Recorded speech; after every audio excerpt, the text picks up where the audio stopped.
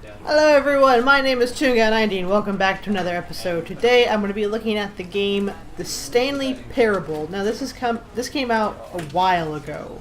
I think this actually came out when I was in college still. And this is basically, you play as Stanley, a man who works at a seemingly normal office. But the quirk to this game is that there's a narrator. And he in essence is supposed to tell you what to do and where to go.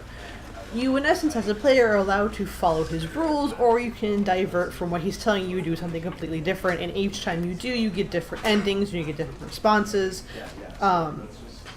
So, this is an interesting game. The reason why I'm playing this is because, even though it's kind of old, the creator of this game came out with a new game recently called The Beginner's Guide, which, as far as I can tell, is basically along the same lines as The Stanley Parable. So, I kind of want to play this first, get an idea of how this works and what all goes into it, and then I'm going to be playing the beginner's guide later on. We're going to start with this. Let's start going, and let's see how this goes. Maybe this will change my life. I don't know. This will be interesting. Oh God! Oh, you can see. Oh, that's so cool. Oh, look at the little mini screen. Oh, that's awesome.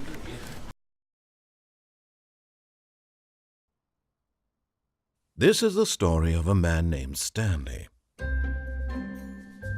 Stanley worked for a company in a big building where he was employee number 427. Employee number 427's job was simple.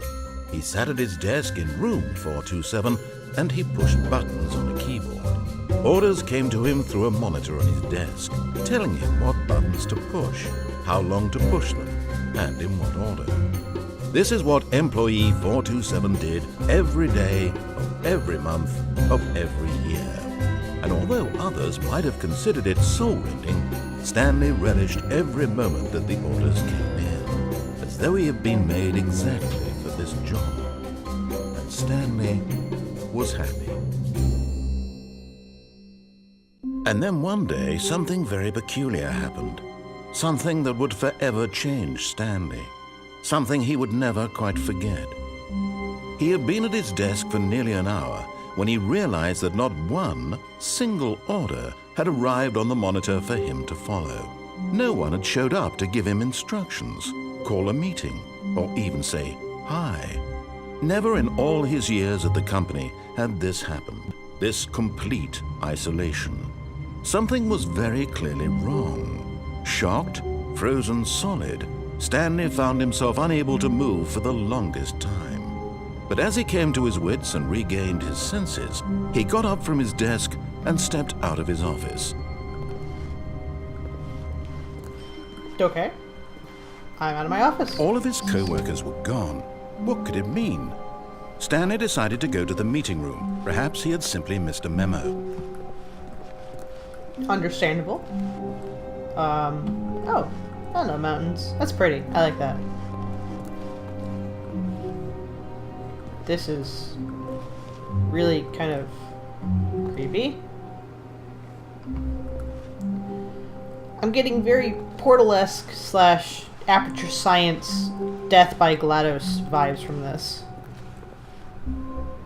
Yeah, definitely Aperture Science. Definitely apocalyptic. When Stanley came to a set of 2 open doors, he entered the door on his left. Okay. Playing by the game's rules first. Is that... Oh, I thought it was a picture of, like, lettuce or something. It's pretty. It's leaves. For whatever reason, that's more acceptable than just a picture of lettuce. I don't know. Hello! Yet there was not a single person here either. Feeling a wave of disbelief, Stanley decided to go up to his boss's office, hoping he might find an answer there. Envelop inside you, take it out passive-aggressively on other coworkers, resent coworkers for not supporting you more. Oh my god. Sure, employees, everything is okay. Make sure your site has a slick blue graphic at the header.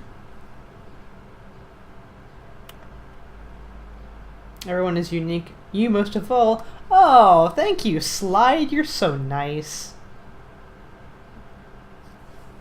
There we go.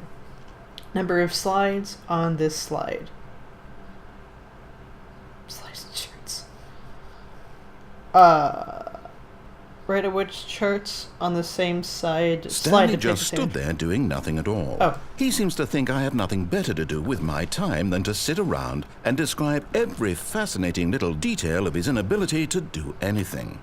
This is why Stanley and I are on such good terms. Excuse you. Sorry, I have to just... Whoever did the slide just had like a mental breakdown. Should I be worried about that? But whatever, just sassiness. Oh, that's the wall. Coming to a staircase, Stanley walked upstairs to his boss's office. Okie dokie. Upstairs we go. Oh, this is so posh. Oh, look at this. I want to use the executive bathroom, but I don't think I'm allowed to. Hello, doors. Hello, boss. Suit's not here. Stepping into his manager's office, Stanley was once again stunned to discover not an indication of any human life. Shocked, unraveled, Stanley wondered in disbelief who orchestrated this, what dark secret was being held from him. What he could not have known was that the keypad behind the boss's desk guarded the terrible truth that his boss had been keeping from him. And so the boss had assigned it an extra secret PIN number, 2845. But of course, Stanley couldn't possibly have known this. Oh, but don't I? Boop, boop, boop, boop. Yet incredibly, by simply pushing random buttons on the keypad, Stanley happened to input the correct code by sheer luck. Amazing. He stepped into the newly opened passageway. Shit. My headphones are falling off. Hi? Hi? You okay? Yeah, this is definitely Portal. This is weird. Hello, down arrow button. How are you?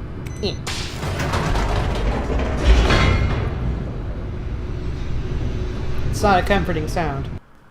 Descending deeper into the building, Stanley realized he felt a bit peculiar. It was a stirring of emotion in his chest, as though he felt more free to think for himself, to question the nature of his job. Why did he feel this now, when for years it had never occurred to him?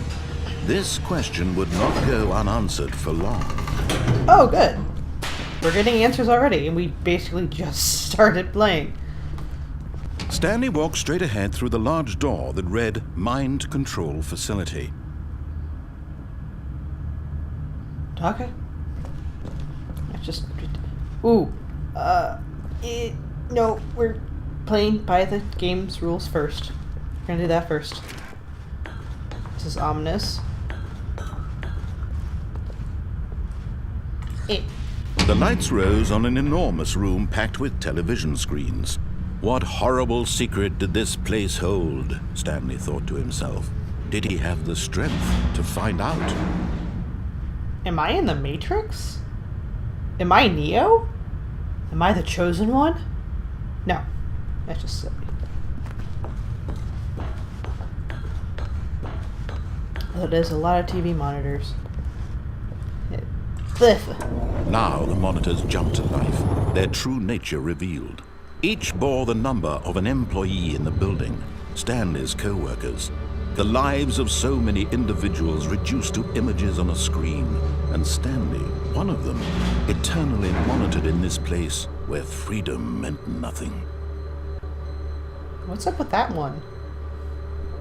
Oh, there's two like that. What is this place? Oh god. Wait, which one am I? I'm 427. There I am! Oh, that's my office.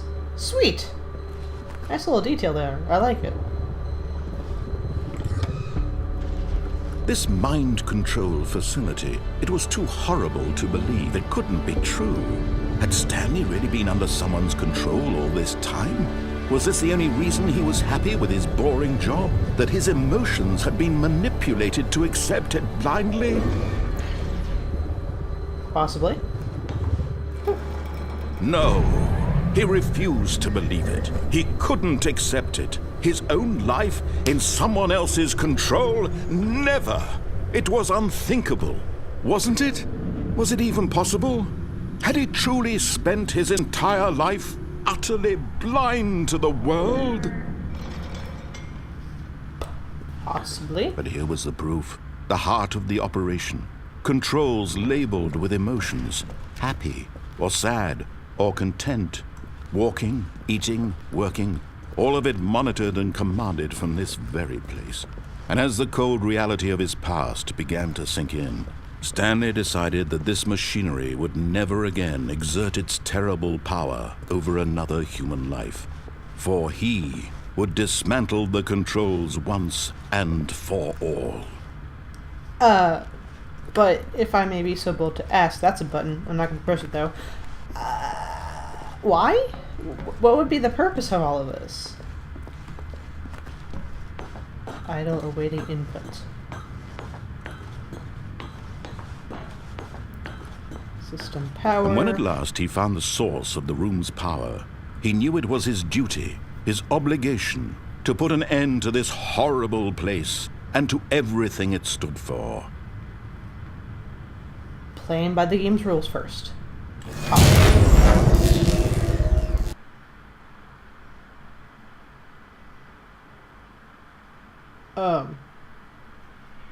Oh.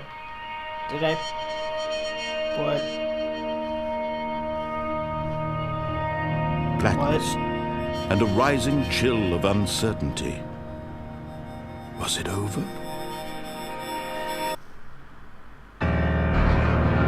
Yes! He had won!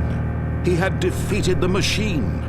Unshackled himself from someone else's command. Freedom was mere moments away.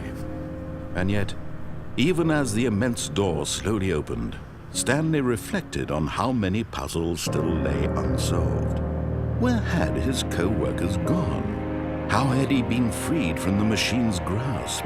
What other mysteries did this strange building hold?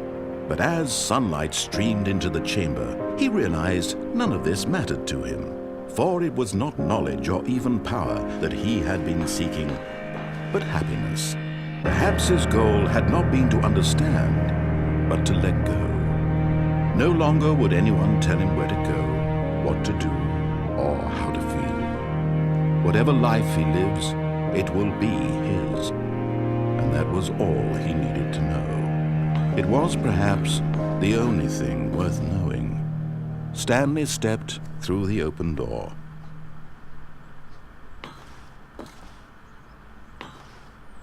Stanley felt the cool breeze upon his skin, the feeling of liberation, the immense possibility of the new path before him. This was exactly the way, right now, that things were meant to happen. And Stanley was happy. Aww. Yay. We beat the game. We beat the game! I got an achievement for it. Okay. So, okay.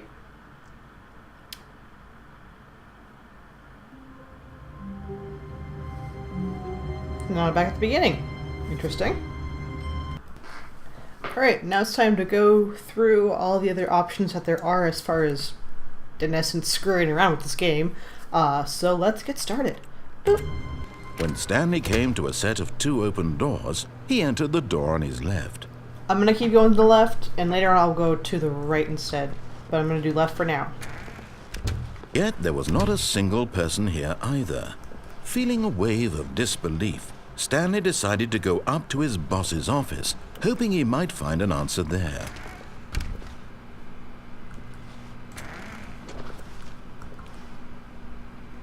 I'm going to go in the broom closet. Hello! Stanley stepped into the broom closet, but there was nothing here, so he turned around and got back on track. There's plenty of stuff here. Look, it's, radioactive vacuum filter. There was nothing here. No choice to make, no path to follow, just an empty broom closet. No reason to still be here. There's 2 rolls of duct tape, dude, and a wrench. Look at that. BioShock days being brought back. It How was wonderful. baffling that Stanley was still just sitting in the broom closet. He wasn't even doing anything. At least if there was something to interact with, he'd be justified in some way. As it is, he's literally just standing there doing sweet FA. What's FA? I have no idea what that means. Are you really still in the broom closet? Standing around doing nothing? Why?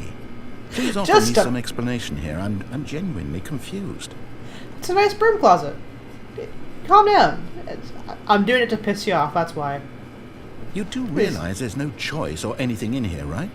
If I'd said Stanley walked past the broom closet, at least you would have had a reason for exploring it to find out. But it didn't even occur to me because literally this closet is of absolutely no significance to the story whatsoever. I never would have thought to mention it. It's a nice broom closet. Just calm down. This is great. I'm gonna see what else she says. Maybe to you this is somehow its own branching path. Maybe when you go talk about this with your friend, you'll say, "Oh, did you get the broom closet ending? The broom closet ending was my favourite." I hope your friends find this concerning.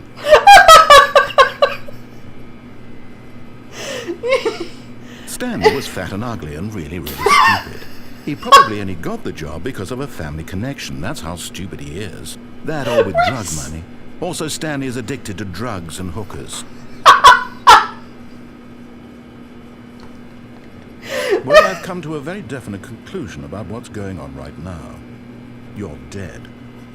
You got to this broom closet, explored it a bit, and were just about to leave because there's nothing here, when a physical malady of some sort shut down your central nervous system and you collapsed on the keyboard. Well, in a situation like this, the responsible thing is to alert someone nearby so as to ensure that your body is taken care of before it begins to decompose. Hello? Anyone who happens to be nearby? The person at this computer is dead. He or she has fallen prey to any number of your countless human physiological vulnerabilities. It's indicative of the long-term sustainability of your species. Please remove their corpse from the area and instruct another human to take their place at the computer, making sure they understand basic first-person video game mechanics and filling them in on the history of narrative tropes in video gaming, so that the irony and insightful commentary of this game is not lost on them. All right, when you've done that, just step out into the hallway.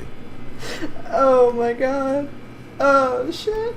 Oh, that's funny. I'm not dead, and no one's gonna hear you because I have headphones on, so you're doubly screwed. Okay, I guess you're second player. It's good to have you on board. I guarantee you can't do any worse than the person who came before you. Hey. None of that.